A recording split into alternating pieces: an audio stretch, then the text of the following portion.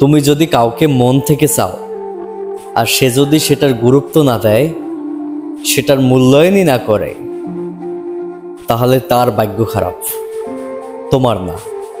একটা কথা মাথায় রেখো, এই সমাজে যারা যারে মন থেকে চায় তারে পাত্তা দেওয়া হয় না, যে যারে মন থেকে ভালোবাসতে চায় তারে গুরুত্ব দেওয়া হয় না, তাই না?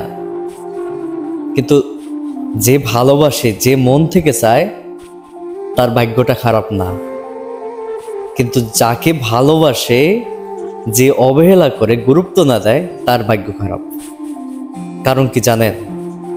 সে এমন একটা সময় আসতে পারে যে মানুষটা তাকে গুরুত্ব দিতে চাইছে, যে মানুষটা তাকে অফুরন্ত ভালোবাসতে চাইছে, সেই মানুষটাকে অবহেলা করার কারণে এমন একটা দিন আসতে পারে তার জীবনে যে এমনভাবে কারো না কারো কাছ থেকে ঠকে যাবে, যেটা সে জীবনেও কল্পনাও করতে পারে না।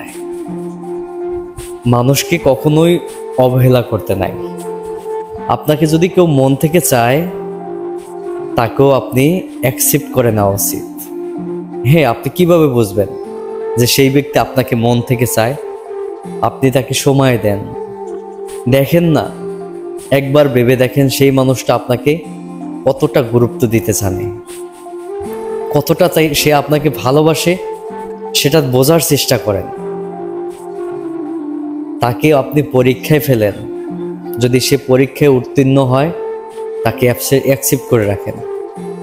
কিন্তু যদি আপনি তাকে একেবারেই অবহেলা করে ফেলেন, জীবনে আসলে আপনার নিজের কপাল নিজেই খারাপ করে নিলেন।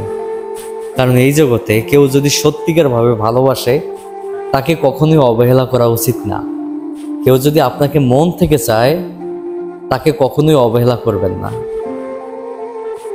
তাকে ধরে রাখুন, জীবনটা সুন্দর হবে। আর তাকে যদি আপনি অবহেলা করে ফেলেন, জীবনে আর সুখ পাবেন না।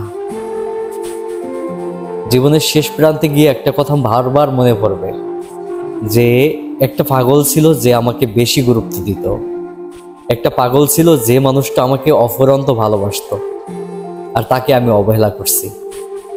কোনো না কোনো সময় জীবনের শেষ প্রান্তে গিয়ে আপনার ভালোবাসার অভাব পড়ে যাবে। আপনি সব পাবেন, টাকা পয়সা, অর্থ সম্পদ সব পাবেন, কিন্তু তার ওই পাগলের মতো অফুরন্ত ভালোবাসা পাবেন না। ওই যে আমি শুরুতেই বলছি, কেউ যদি আপনাকে ভালোবাসে, তাকে যদি আপনি গুরুত্ব না দেন, তাহলে আপনার কপাল নিজেই খারাপ করলেন আপনি। এটাই বাস্তবতা। কথাটা মিলিয়ে নেবেন, জীবনের সাথে মিলবে অবশ্যই। একটা না একটা সময় এই কথাটা খুব মনে পড়বে আপনার।